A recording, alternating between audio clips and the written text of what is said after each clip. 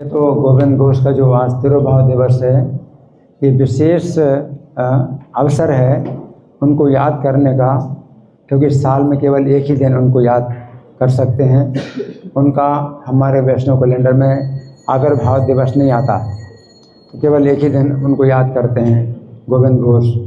तो हमने सुना उनके बारे में कि चैतन्य महाप्रभु के सेवक थे। चैतन्य महाप्रभु के सेवक, सन्यासी का एक सेवक ब्रह्मचारी होता है, तो गोविंद घोष जो है ब्रह्मचारी के रूप में चैतन्य महाप्रभु के सेवक थे। लेकिन चैतन्य महाप्रभु के व्यवहार से पता चलता है कि वे बड़े कठोर सन्यासी थे। चैतन्य महाप्रभु बड़े कठोर सन्यासी थे, कोई भी चीज़ अपने साथ नहीं रखना। ऐसे कहते हैं कि परिग्रह का त्याग, अब अपरिग्रही सन्यासी हैं। तो हम लोग तो हमेशा हर चीज़ रख लेते हैं, कोई दवाई रख लेते हैं, काम आएगी, फिर अभी जो है गला ख़राब होगा तो हम जो है पहले से रख लेते हैं तो बहुत चीज़ें रखनी पड़ती है।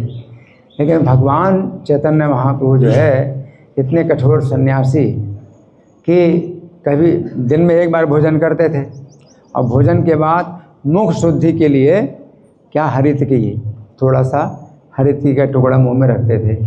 तो ये आवश्यक है कि मुंह की शुद्धि हो, और अगर आप मुंह की शुद्धि नहीं करते तो मुंह में बदबू आती है। कोई भक्तों के जो है मुंह में बदबू आती है, तो प्रद्युम्न प्रिया प्रभु हमेशा बताते रहते हैं कि वो बात कर रहा था तो उसके मुंह से बदबू आ रही तो बहुत ज़रूरी है, मुख शुद्धि की बहुत आवश्यकता है, क्योंकि दांतों में जो है कुछ भोजन है वो फंस जाता है और वो फिर सड़ता रहता है, फिर वो मुंह में जो है बदबू आती है। फिर सवेरे सवेरे ब्रश करते हैं तो जल्दी जल्दी में, मंगल आरती की जल्दी में ठीक से ब्रश भी नहीं करते, और वो जो है मुंह में जो है बदबू बनी रहती है। तो बहुत आवश्यक है, इस मुख शुद्धि की बहुत आवश्यकता है कि भोजन के तुरंत बाद जो है आप जो है कुछ ऐसा ग्रहण करें जिससे कि जो भोजन है जो मुंह में फंसा हुआ है, वो दांतों के बीच में जो फंसा हुआ है वो घुल कर के पेट में चला जाए। तो हरित की जो है इसमें बहुत उपयोगी है। तो इस तरह से कुछ मतलब करना चाहिए। कुछ लोग जो है मिश्री सौंफ मुंह में रखते हैं, लेकिन हरित की उन दिनों जो है ये सब चीज़ें इतनी जो है आसानी से नहीं मिलती थी। हरित की बहुत आसानी से मिल जाती है, पेड़ से गिरी हुई हरित की, उसी का ही टुकड़ा जो है तो गृहस्थों के घर में मिल जाता था। तो भगवान चैतन्य जो है जब भोजन करते थे तो अपने सेवक गोविंद घोष को आज्ञा देते थे कि मुख शुद्धि के लिए थोड़ा हरित की ले आओ, तो किसी गृहस्थ के घर से मांग करके लाते। तो गृहस्थ का जो है ये कार्य होता है कि संग्रह परिग्रह है, कि कोई चीज़ आवश्यकता पड़ेगी तो जो है बच्चे के लिए भी कुछ आवश्यकता है, सुरक्षा के लिए, अपने जीवन की सुरक्षा के लिए, अपने शरीर की सुरक्षा के लिए, तो मकान की सुरक्षा के लिए, तो बहुत चीज़ें जो है अपने घर में जोड़नी पड़ती हैं। तो गृहस्थ का कार्य ही है संग्रह परिग्रह। लेकिन सन्यासी बिल्कुल विरक्त है, बिल्कुल विरक्त। प्रभुपाद जी भी कहा करते थे कि चैतन्य महाप्रभु के सामने तो मैं भी जो है वैसा सन्यासी नहीं हूँ, क्योंकि मुझे भी अपने साथ टॉयलेट बैग रखना पड़ता है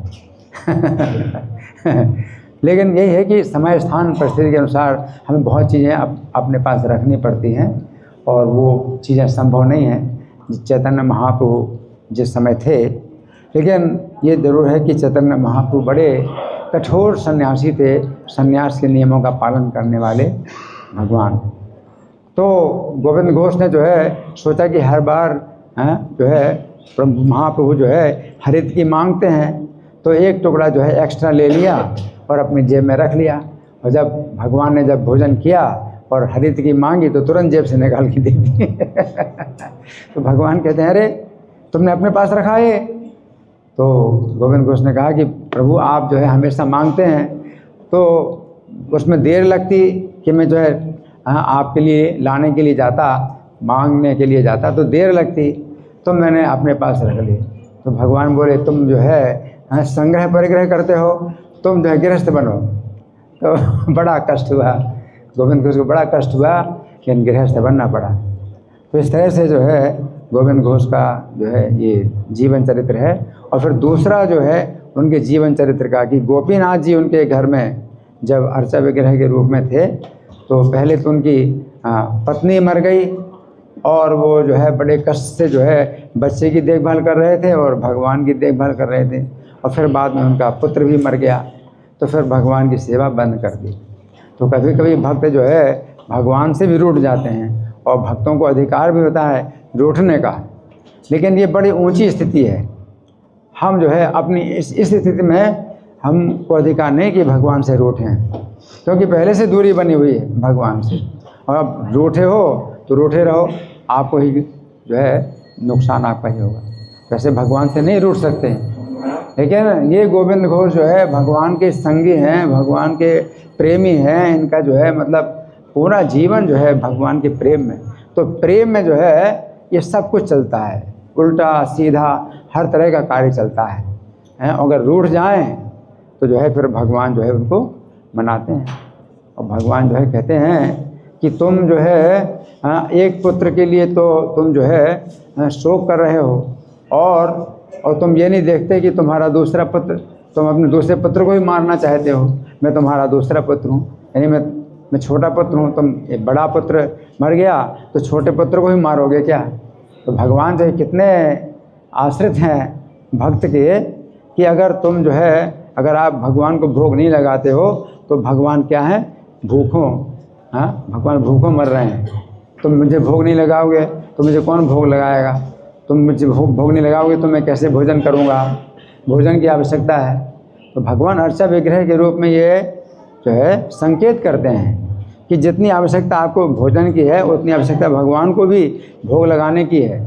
आप खा रहे हैं और भगवान जो है भूखे हैं, है ना, तो आपकी चेतना होनी चाहिए इस तरह की कि जैसे बच्चा भूखा है, और भगवान अर्चा विग्रह के रूप में बिल्कुल बच्चे की तरह हैं कि बच्चा जो है अपने लिए कुछ नहीं कर सकता, जो माता है या पिता है जो कुछ भी करते हैं बच्चे के लिए तो वही जो है काम होता है, बच्चा अपने लिए कुछ नहीं करता। तो भगवान जो है अर्चा विग्रह के रूप में बिल्कुल बच्चे की तरह आश्रित रहते हैं, और ये चेतना जो है चिंता, ये जो चिंता है ये हमें अर्चा विग्रह की करना चाहिए कि ठीक से सेवा हो उनकी। और गोविंद घोष जो है भगवान जो है उनकी चेतना में इस बात को जो है टाल रहे हैं कि अब मैं जो है भूखा बैठा हूँ और तुम जो है मुझे भोग नहीं लगा रहे, है ना। तो फिर उन्होंने कहा, गोविंद घोष ने कहा कि वो बच्चा जो है जो मर गया, अगर वो जीवित रहता तो मेरे मरने पर वो मेरा श्राद्ध करता, क्या तुम करोगे। तो भगवान कहते हैं हाँ मैं करूँगा। तो भगवान जो है कहते हाँ मैं करूँगा, और फिर जो है वो सेवा करने लगे। फिर जब उन्होंने शरीर छोड़ा, गोविंद घोष ने शरीर छोड़ा, तो उस दिन तो जो है जो उनका जो क्रियाकर्म है सब कर दिया, मंदिर के पुजारियों ने कर दिया। या अगले साल के लिए कोई नहीं, किसी ने भी नोट नहीं की वो तिथि कि किस तिथि को गोविंद घोष का जो है तिरुभाव हुआ था और फिर उनका श्राद्ध करें। तो हर साल जो है श्राद्ध किया जाता है, तो पुत्र जो है श्राद्ध करता है। तो भगवान गोपीनाथ ने ही सब पुजारियों को जो है सपना दिया, सब पुजारियों को सपना दिया। हाँ, एक दिन पहले ही सपना दिया कि कल मेरे पिता का जो है श्राद्ध है, आप लोगों को श्राद्ध करना है मेरे पिता का। तो सब पुजारी जो है सोकर के उठे, एक दूसरे को बताते हैं कि गोपीनाथ जी ने मुझे सपना दिया। वो हर पुजारी कहता है मुझे ये सपना दिया। तो निश्चित किया कि यही तिथि है उनकी तिरुभाव की और हम लोगों को श्राद्ध करना है। तो भगवान गोपीनाथ जी जो है मतलब इतने सचेत हैं कि पिता का श्राद्ध करना है। तो जो है भगवान ने कहा अब जो है मेरे पिता का श्राद्ध है तो दिन शोक का दिवस है, तो मुझे जो है एक ही वस्त्र धारण कराना, मेरा श्रृंगार नहीं करना है। जैसे पुत्र होता है ना तो पिता के श्राद्ध में एक ही वस्त्र धारण करे, तो गोपीनाथ जी को एक ही वस्त्र धारण कराया गया। और भगवान ने कहा कि बस ये जो है मतलब वही देना जो होता है ना, जो दाल है और जो चावल कुछ खिचड़ी, बस इसी का ही भोग लगाना। तो उसी का ही भोग फिर लगाया गया। और जितने भी दर्शनार्थी थे गोपीनाथ जी का दर्शन कर रहे थे तो वो देख रहे थे कि भगवान गोपीनाथ जी की आंखों से आंसू बह रहे हैं, अपने पिता का जो है वो स्मरण कर रहे हैं, शोक में जो है आंसू बहा रहे हैं। तो पूरे दिन भर जो है गोपीनाथ जी का इस प्रकार का दर्शन हुआ।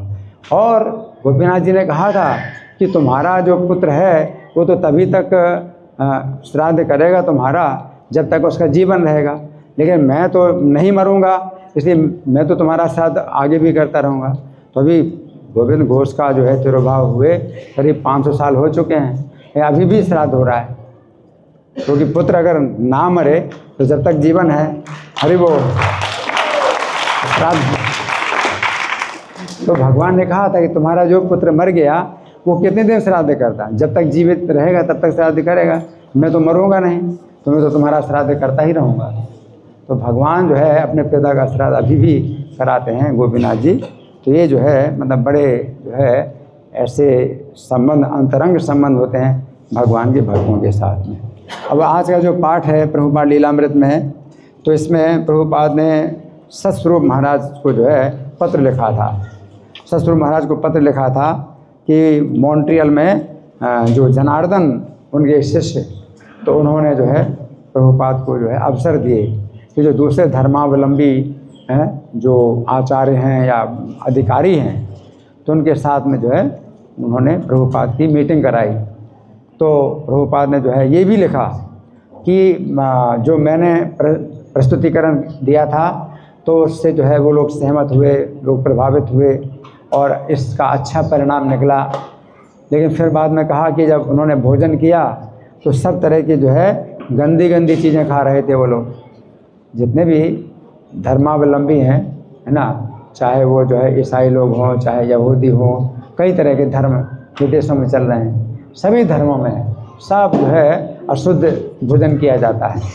तो प्रभुपाद बोले कि अशुद्ध भोजन जो है सब लोग खा रहे थे, लेकिन मैं और जनार्दन दो ही लोग थे जिन्होंने कुछ नहीं खाया, केवल कुछ फल ही खाए, है ना। तो प्रभुपाद ये भी मतलब लिख रहे हैं, पत्र में ये भी लिख रहे हैं, इसमें भी हमें बहुत बड़ी शिक्षा मिलती है कि कहीं आप जाते हैं और कोई जो है अगर देना चाहते हैं, आपको खिलाना चाहते हैं, लोगों की बड़ी इच्छा होती है कि आप खाइए, लेकिन वे लोग नहीं जानते हैं कि अशुद्ध और शुद्ध क्या है, तो अशुद्ध चीज़ें ही वो आपको जो है खिलाएंगे। तो उस समय आपको क्या करना चाहिए, आपको क्या करना चाहिए, आप उनसे केवल फल ले लो कि फल जो है आप दे दो मुझे, हम केवल फल ही ले लेंगे। और फिर वो तो ऐसा था कि भाई भोजन का समय था, तो भोजन के समय सब भोजन कर रहे थे, तो उन्हें फल का थोड़ा सा भोजन, फल का भोजन कर लिया। लेकिन हम लोग जाते हैं किसी के घर में प्रचार के लिए, तो वहाँ तो वो लोग तो भोजन कर नहीं रहे, हमें केवल भोजन कराना चाहते हैं। तो ऐसे में हम लोग जो है उनको केवल ये कहते हैं कि आप फल को काटो नहीं, पैक करके दे दो, हम ले जाएंगे, क्योंकि फिर हमारा प्रचार बंद हो जाएगा अगर हम खाना शुरू कर दें। तो किसी घर में अगर आप जो है कोई भी चीज़, अगर मान लो उन्होंने फल दिया तो फल ही खाना शुरू कर दिया, तो फिर क्या होगा, आपका प्रचार तो होगा ही नहीं, है ना। तो उसमें कोई ऐसा भोजन का कार्यक्रम तो है नहीं कि भाई अब सब लोग भोजन कर रहे हैं तो हमें भी भोजन करना पड़ेगा। हम तो प्रचार करने के लिए गए हैं और वो आपको खिला रहे हैं तो आप खाने लगे, तो फिर वो भी समय ख़राब हो रहा है। तो इसलिए ज़्यादा अच्छा ये होता है आप उनको बोल दीजिए कि अभी हम कुछ खाएंगे नहीं, आप फल दे दो, पैक करके दे दो, हम जो है उसको बाद में ग्रहण कर लेंगे। तो उनकी जो है इच्छा पूरी हो जाती है, सेवा करने की इच्छा पूरी हो जाती है, भाई चलो मैंने इनको कुछ दिया। तो इस तरह से हमारे लिए जो है बड़ी शिक्षाएँ प्रभुपाद लीलामृत में बहुत सी शिक्षाएँ मिलती हैं। फिर प्रभुपाद ने जो है कॉन्फ्रेंस की आवश्यकता पर जो है जोर दिया कि कॉन्फ्रेंस की आवश्यकता है ना। और वो लोग जो है जोर दे रहे थे कि आप जो है कॉन्फ्रेंस में अपना जो मत प्रकट कर रहे हैं, तो ये जो है ज़रूरी नहीं है कि आप सही हों। तो प्रभुपाद ने कॉन्फ्रेंस में मतलब ये बताया कि मैं सही हूँ या सही नहीं हूँ, और आप सही हैं या सही नहीं हैं। कॉन्फ्रेंस का मतलब ही है कि आप अपने अपने मत प्रकट करिए और अपने अपने तर्कों को पेश करिए, और सब लोग मिल कर के फिर निर्णय करेंगे कि क्या सही है, क्या सर्वोच्च सबसे अच्छा है, क्या सबसे अधिक लाभदायक है। इस प्रकार से कॉन्फ्रेंस का अर्थ होता है। तो प्रभुपाद ने उदाहरण दिया लंदन का, कि लंदन आप जा रहे हैं, तो एक उदाहरण था लंदन का कि आप लंदन जा रहे हैं। अगर प्रभुपाद वैकुंठ का उदाहरण देते तो वैकुंठ वो लोग समझते नहीं क्या, तो लंदन को ही वो समझते हैं भाई लंदन ही सबसे अच्छी जगह है जहाँ की आप जो है आनंद ले सकते हैं। लंदन को तो प्रभुपाद ने कहा कि लंदन तो नरक है, प्रभुपाद ने कहा, लेकिन यहाँ पर लंदन की ही बात कर रहे हैं प्रभुपाद, क्योंकि सामान्य लोग ये सोचते हैं लंदन ही सबसे अच्छी जगह है जहाँ कि आप जो है सुख पा सकते हैं, तो लंदन का उदाहरण दिया। इससे क्या पता चलता है कि प्रभुपाद समय स्थान परिस्थिति के अनुसार ऐसे उदाहरण देते थे जो कि लोगों को समझ में आए। तो प्रभुपाद ने लंदन का उदाहरण दिया, है ना, लंदन है, पेरिस है, या कोई और भी स्थान है, तो हमें कौन सा स्थान जाना है, तो आप तर्क देंगे कि भाई लंदन सबसे बढ़िया है, तो आप बताएंगे उसके कुछ गुण बताएंगे कि भाई लंदन अच्छा है, और कोई दूसरा व्यक्ति कहता है पेरिस अच्छा है, तो पेरिस जो है अपना वो बताएगा कि भाई पेरिस में क्या क्या है और उसमें क्या सुविधाएं हैं।